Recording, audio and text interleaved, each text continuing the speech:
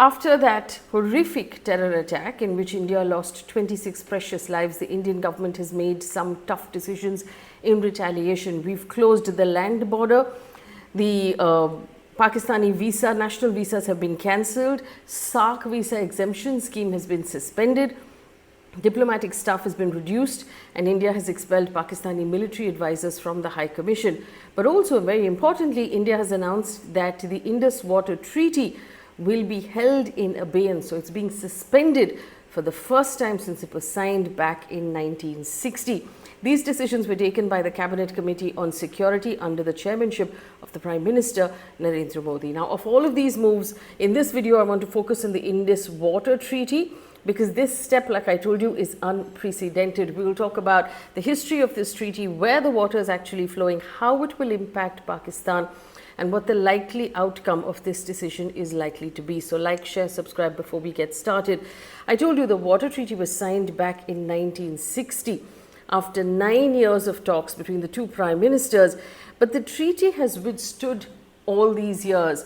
After all of the terror attacks that have been sponsored by Pakistan, 3 wars in 1965, 71 and 99, the treaty remained in place, but now it has been suspended indefinitely, which is why this is a really important thing to consider at this point. Now, before we elaborate further, I'm going to have to do a quick sort of revision of a geography lesson of where the rivers are and where they're flowing, because the context is necessary in order to understand the impact of the treaty. So we put this up on your screen. This is the Indus system of rivers. It's the main river. You can see the Indus River along with 5 left bank tributaries. There's the Ravi, the Bees, the Sutlej, the Jhelum and the Chenab. Now the right bank tributary, the Kabul, does not flow in India at all. The eastern rivers, which are called eastern rivers, are Ravi, Bees, Sutlej. These are called eastern rivers. The Chenab, the Jhelum and the Indus are called the western rivers. These waters are critical, as you can see, both to India and to Pakistan. Now, let me give you a recap of the history of this. At the time of independence, when the boundary was being drawn between the two countries, the new countries, independent India and Pakistan, it was drawn right across the Indus basin that we're looking at right now, leaving Pakistan at the lower riparian and India as the upper riparian. So Pakistan was downstream in these rivers. Major important irrigation works, one at Madhapur on the Ravi River and the other one at Firozpur on the Sutlej River, was where the actual conflict started to come up, because these irrigation supplies a lot of water to Pakistan, and Pakistan is dependent on that water, and it falls within Indian territory. The dispute rose between the two countries regarding irrigation water from those facilities and negotiations for any further irrigation that might be built in the future. The negotiations were actually then brought before the World Bank. During the partition of 1947, the Indus River system became a focal point of conflict between the two countries. So the treaty was signed after 9 years of technical negotiation between the two countries, and it is a rare long-standing treaty between India and Pakistan, and it's remained the single most successful example of cooperation between these two countries. Now, under the 1960 treaty, now let's take a look at what the treaty actually says. The Indus Water Treaty, which governs those 6 common rivers between the two countries, India has complete right under the treaty over the waters of the Ravi, the Bees and the Sutlej, while Pakistan has right over the waters of the Indus, the Jhelum and the Chenab. Now, in 2019, after the Pulwama terror attack against our paramilitary personnel, the Prime Minister reportedly told the Cabinet Committee on Security that, and I'm quoting here, blood and water cannot flow together. At that time, I remember the conversation came up on whether or not India would stop the water, and there was a call on social media and from some parts of the media that India should in fact stop the water. But at that time, India chose not to do anything about this particular treaty. Now, in the wake of this attack again, the decision-making body in India has decided to suspend the water sharing treaty. So what does this actually mean on the ground? What kind of impact are we talking about? Now, for that we have to look at the dams that are in question. Now, there is a Krishna Ganga on the Jhelum. It's been operational since 2018. It diverts water from a key dam tributary. The Ratle on the Chenab is under construction and may further cut water to Pakistan. There's also the Shapur Khandi, which is on the Ravi. It directs water to Indian channels, reducing Pakistan's access. There's the Uj, which is also on Ravi, which is a planned dam that's not there right now. What happens if the treaty is suspended, and how will that impact Pakistan? Water supply is already, from what we understand, a huge grave concern in Pakistan. In recent years, experts have been warning that Pakistan is already on the brink of what they're calling an era of acute water shortage because of population growth, climate change, and poor water management. Now, in the past, when suspending the Indus Treaty was being considered by India, Pakistan had said that it would consider this move as an act of war. India's decision to suspend the water sharing treaty right now really is an example of how frustrated India is with Pakistan's behavior and its use of terrorism as an instrument of state policy. And there's a very clear sort of message being sent right now by New Delhi to Pakistan. We are not mincing words at this point. Now, what is India likely to do in this suspension? What are we allowed to do, or what are we likely to do? India is likely to halt regulated releases of water from the western rivers. So Indus, Jhelum and Chenab, which were previously governed under the water treaty, the natural flows will continue. The regulated releases from the hydro projects of the Krishna Ganga, the Ratle, may actually stop, impacting Pakistan's water availability during peak agricultural regions. So remember, what the treaty allowed us to do was to do hydroelectricity, which is basically to generate electricity from the movement of water, but not stop the water in any way. But we did, of course, have some water within those hydroelectricity projects which had regulated releases on a regular basis. The natural flow can continue, but those regulated releases could actually be stalled by India. Projects like the 330 megawatt Krishna Ganga Dam and the under construction 850 megawatt Ratle Dam are expected to be prioritized.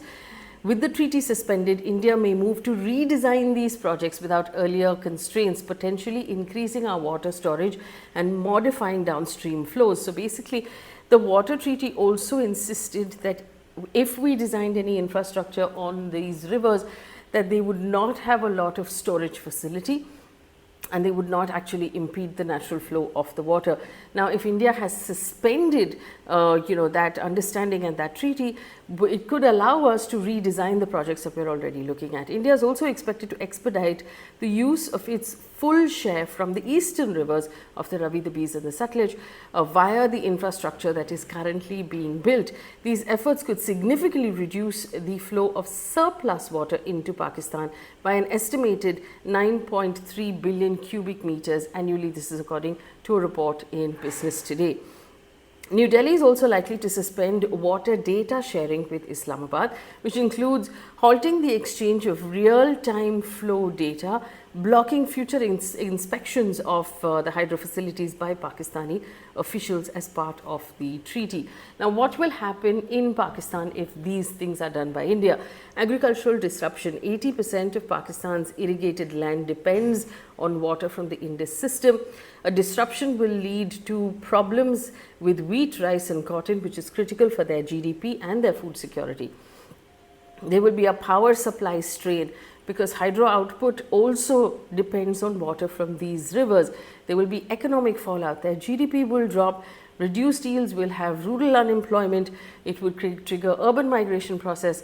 Their groundwater will start to deplete because their urban areas also depend on this water to drink. And they will have, their exports fundamentally, which are basmati rice and textiles, will shrink as well, hitting the foreign exchange. So this will have a massive impact on Pakistan altogether. So stopping the flow to Pakistan would adversely affect its agriculture sector, which contributes 23% to Pakistan's national income and supports 68% of its rural inhabitants. The sector employs 37 to 42% of the labor force of that country. 70% of Pakistan's exports are directly or indirectly agricultural, 47% of the national land is agricultural land, and it all depends on irrigated water. 80% of it depends on irrigated water. And needless to say that this interruption in water flow will have a massive impact, not just on food security, on economic stability in the country as well. How can India block the flow to Pakistan? The treaty not only allows India to develop 13.4 lakh acres of irrigation in Jammu and Kashmir and Ladakh, but also allows us to store 3.6 million acre feet of water from the 3 western rivers Pakistan has been allotted to under the treaty. Moreover, India is allowed to build run-of-river dams, right, on these on the 3 western rivers, the Jhelum, the Chenab and Indus. However, according to the treaty, this can only be done, like I said, without blocking the water. Now, because of that, India has already built 3 run-of-the-river dams without blocking the water, meaning minimum storage. There's the Uri Dam located in Baramulla in Kashmir, which is a hydroelectric power station. The Uri 2 Dam, also in Baramulla, another hydroelectric power. And in the Bandipora district of Jammu and Kashmir, there's the Krishna Ganga hydroelectric project.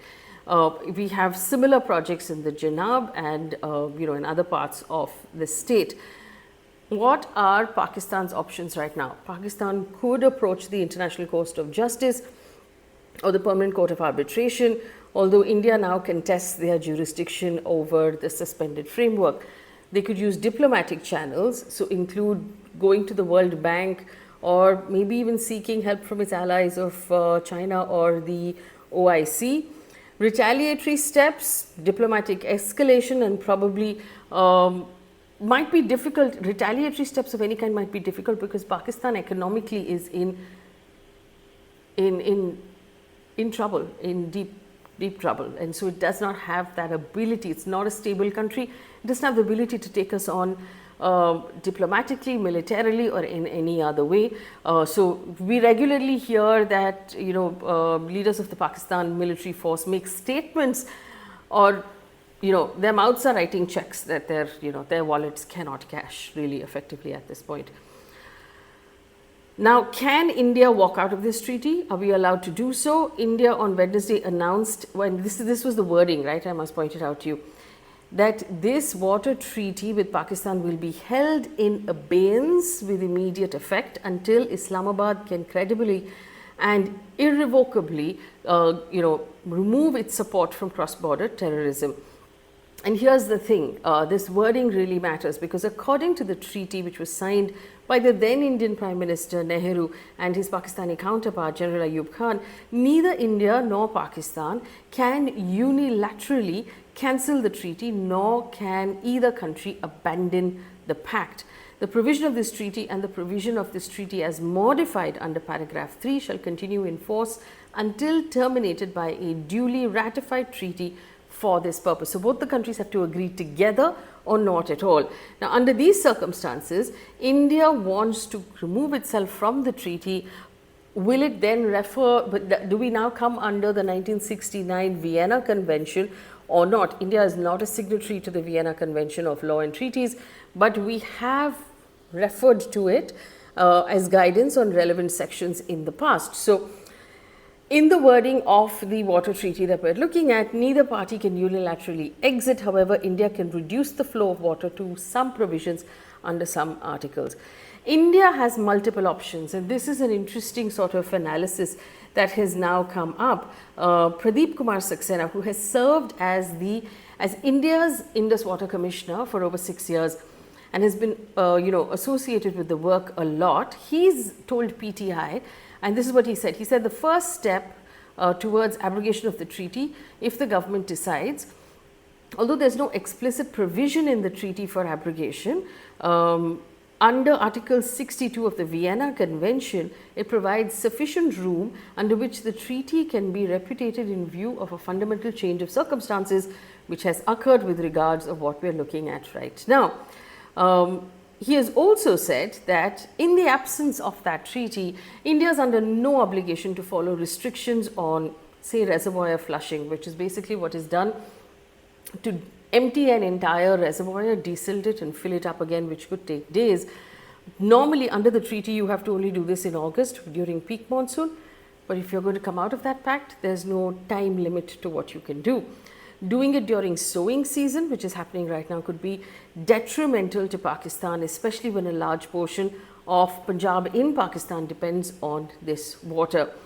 According to the treaty, again, there are design restrictions on building structures like dams on the Indus and its tributaries.